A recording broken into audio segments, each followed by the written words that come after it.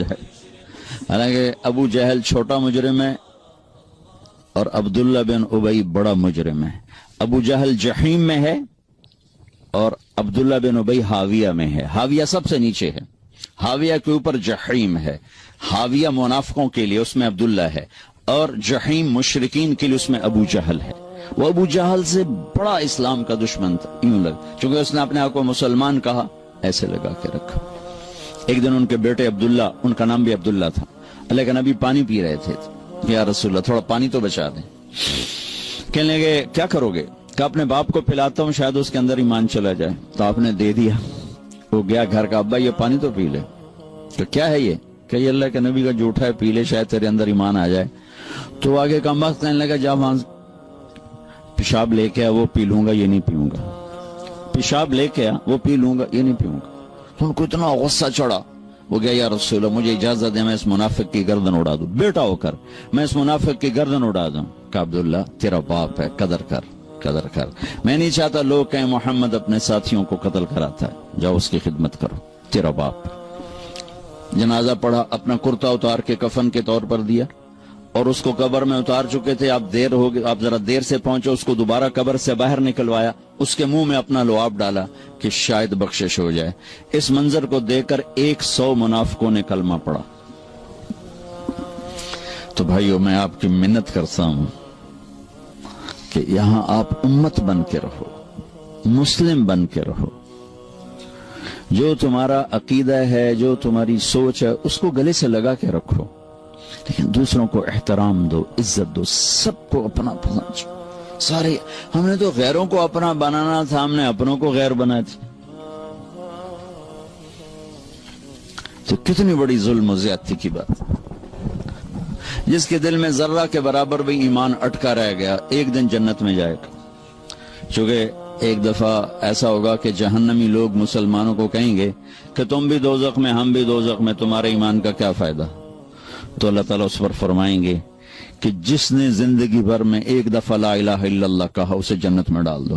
جس نے زندگی بھر میں ایک دفعہ خالی میرا نام لیا ہے, اس کو بھی جنت میں ڈال دو. پتہ نہیں اللہ تعالیٰ کس کو کس بات پہ خوش ہو کہ اللہ اس کو جنت دے دے, ہمیں کیا, اور کس بات پہ ناراض ہو کہ اللہ ہماری پکڑ فرما دے. کوئی خبر ہے؟ اللہ کے نبی نے فرمایا بنی اسرائیل میں 2 بھائی تھے, ایک نیک تھا, ایک گناہگار تھا. تو نیک کہتا تو بہت گندا ہے, وہ کہتا یار مجھے اللہ پہ چھوڑ. وہ روز اس کو تو بڑا گندا ہے, وہ کہتا یار مجھے اللہ پہ چھوڑ. تو ایک دن کہنے لگا تیری بخشش نہیں ہو سکتی, اللہ کی قسم اٹھا لی. وہ دونوں مر گئے. تو اللہ نے وہ اس عابد سے کہا تو نے اتنی بڑی قسم کیوں اٹھائی کہ اس کی بخشش نہیں ہو سکتی؟ تو ٹھیکیدار, چل بے تو جا جنت میں. اگر تو نے میری رحمت کو پابند کیوں کیا, اس کو ڈالو جہنم میں. تو کسی مسلمان کو حقیر نہ سمجھو,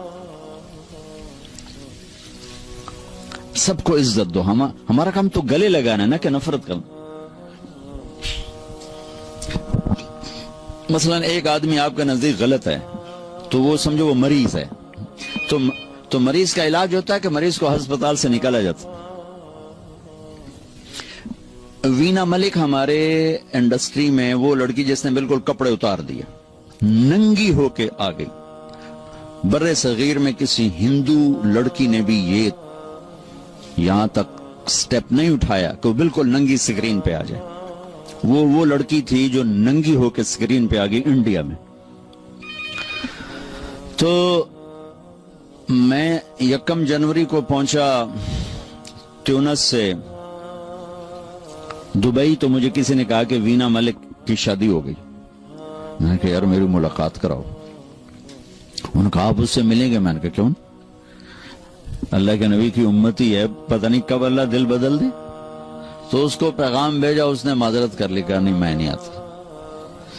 میں نے کہا چلو مجھے اجازت دو میں آ جاؤں. تو اس نے کہا وہ آنا چاہتے ہیں تو آ جائیں. میرے ساتھ جواد وسیم تھے, وہ ٹی وی میں کام کرتے ہیں, ماشاءاللہ تبلیغ میں بہت کام کیا انہوں نے. میں ان کو ساتھ لیا اور اس کے گھر چلا گیا. اس نے ایک نوجوان تھا, اسد پٹھان تھا, اس سے انہوں نے شادی کی تھی. تو میں نے اسے کہا بیٹی آپ کو شادی مبارک، اللہ آپ کا گھر آباد کرے، اچھی بیوی بنائے، اچھی ماں بنائے۔ آپ کے لیے ہمیشہ دعا کی ہے، جب بھی آپ کی خبریں چھپتی تھیں بدنامی کی تو میں آپ کے لیے دعا کیا کرتا تھا اور تمنا کرتا تھا کہ میری آپ کی کبھی ملاقات ہو جائے۔ تو وہ رو پڑی، اس کی آنکھوں میں آنسو آ گئے۔ مجھے نہیں سمجھ میں آیا کہ وہ کس بات پہ اس کے آنسو نکلے ہیں۔ ہم اٹھ کے آ گئے، پھر میں چلا گیا جبوتی سے واپس آیا تو پھر میرا 2 دن کا سٹے تھا اور یمن جانا تھا۔ تو دونوں میاں بیوی خود آ گئے جس ہوٹل میں میں ٹھہرا ہوا تھا۔ نے سر پہ پورا دوپٹہ لیا ہوا، کہا مولانا آپ نے میری زندگی بدل دی، اور یہ دوپٹہ آپ دیکھ رہے ہیں یہ زندگی بھر سر سے کبھی نہیں اترے گا۔ میں نے کہا بیٹی میں نے تو کچھ نہیں کہا، تمہاری زندگی کیسے بدل گئی؟ کہا یہ میرا خامند بیٹھا ہے، میں نے اس کے ساتھ یہ ایگریمنٹ کیا تھا کہ شادی کر رہی ہوں فلم نہیں چھوڑوں گی۔ 6 فلمیں سائن کی ہوئی تھی، ابھی بھی اس سال 6 فلمیں سائن کی ہوئی۔ کہا میں نے اسے کہا تھا میں شادی تو کر رہی ہوں فلمیں نہیں چھوڑوں گی، لیکن میں نے کہا تو تیرا ارادہ کیسے بدل گیا؟ کہا آپ نے مجھے بیٹی کہا، آپ جیسا میرے جیسے کوئی بیٹی کہہ سکتا ہے؟ مجھے تو ماں باپ بیٹی کہنے کو تیار نہیں، تو آپ نے مجھے بیٹی کہا، مجھے عزت دی، اب میرا دل پگھل گیا۔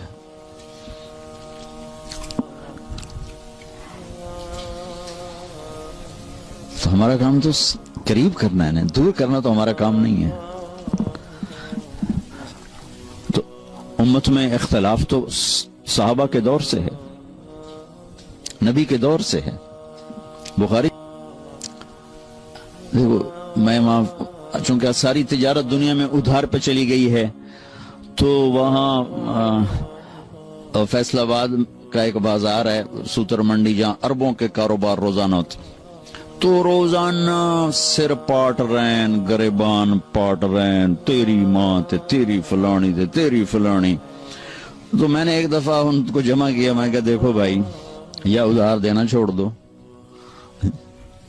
تمہارا ظرف نہیں ہے تو ادھار دینا بند کر دو، اگر ادھار دینا ہے تو پھر یہ گالیاں دینا چھوڑ دو، ورنہ تمہارا گھاٹا زیادہ ہے۔ 10 کروڑ 10 ارب کیا پوری دنیا بھی ایک آدمی تمہاری نگل گیا ہے تو وہ پکڑا جائے گا قیامت کے دن، لیکن تو نے ماں بیٹی کی گالی دے دی تو جرم تیرا بھی گھٹ کوئی نہیں، کیونکہ ماں بیٹی کی گالی دینا اللہ کے عرش کو ہلا دیتا۔ تو بھائیو آپ سے گزارش ہے اچھے اخلاق کے ساتھ یہاں زندگی گزارو، اور مسلمان بن کے رہو، امتی بن کے رہو، امتی بن کے رہو، فرقہ واریت کا شکار نہ ہو، تعصب کا شکار نہ ہو، نفرتوں کا شکار نہ بنو، مسلم بن کے رہو۔ ہوا سماکم المسلمین من قبل، اللہ نے ہمیں قرآن میں کہا کہ میں نے تمہارا نام مسلمان رکھا ہے، اپنے آپ کو مسلمان بنا کے رکھو۔ پوری دنیا پھرا ہوں، جو فرقہ واریت کی آگ پاکستان میں ہے کہیں نہیں دیکھی، اور ہندوستان اس کے ساتھ ملے ایک ہی ٹکڑا ہے، بنگلہ دیش میں بھی اتنے، لیکن ہندوستان پاکستان میں نفرت کی انتہا ہے۔ تو آپ لوگوں کی روٹس چونکہ وہیں سے ہیں، تو میں آپ کے سامنے ہاتھ جوڑتا ہوں کہ بطور مسلم زندگی گزارو، بس سب کو گلے سے لگانا سیکھو۔ میرے نبی نے تو منافقوں کو بھی گلے سے لگایا کہ اپنے آپ سے دور نہیں ہونے دیا، حالانکہ آپ تو اندر دیکھ رہے تھے کہ یہ سب منافق، لیکن اپنی مجلس سے کسی کو نہیں اٹھایا کہ تو منافق ہے اٹھ جا میری مجلس سے۔ کسی کو بتایا نہیں سوائے حضرت حذیفہ کی، وہ بھی اس لیے بتایا کہ کل کو کوئی نقصان ہونے لگے تو ایک آدمی کو پتا ہو کہ بھئی یہ آدمی ٹھیک نہیں، کسی کو خبر نہیں دی۔ ایک منافق سردار تھے زید، وہ آ کر کہنے لگے یا رسول اللہ ایمان یہاں ہے کفر یہاں ہے، ایمان لاتا ہوں میرے لیے دعا کر دے۔ تو آپ نے اس کے یہاں ہاتھ رکھا کہ اللہ اس کی زبان کو سچا کر دے، دل کو صاف کر دے، اس ایمان سے سینہ بھر دے۔ وہ کہنے لگا یا رسول اللہ میں منافقوں کا چودھری ہوں، آپ کو سارے منافقوں کا پتہ بتاؤں؟ آپ کو تو پہلے ہی پتہ تھا، لیکن چونکہ اور لوگ بیٹھے تھے، کہا نہیں کسی کا نہیں بتانا، جو آئے گا ہم سینے سے لگائیں گے، جو نہیں آئے گا اس کا معاملہ اللہ پہ چھوڑیں گے۔ تو میرے نبی نے تو منافقوں کو بھی سینے سے لگا کے رکھا۔ عبداللہ بن ابی جیسے کا جنازہ پڑھا تھی، جبکہ حضرت عمر روک رہے ہیں کہ اب یہ کیا کر رہے ہیں، یہ منافق ہے۔ میرے محبوب، آپ کے روشن علم کی قسم، واللیل اذا سجا، آپ کی چادر کی قسم، کالی چادر کی قسم جس میں آپ اپنے گناہگاروں کو چھپا لیں گے۔ تیسرا ترجمہ، یہ امام راضی کی بات ہے، اس لیے میں آرام سے کہہ رہا ہوں۔ والضحیٰ، یہ مجھے سب سے پسند ہے جو اب میں کہنے لگا ہوں۔ والضحیٰ،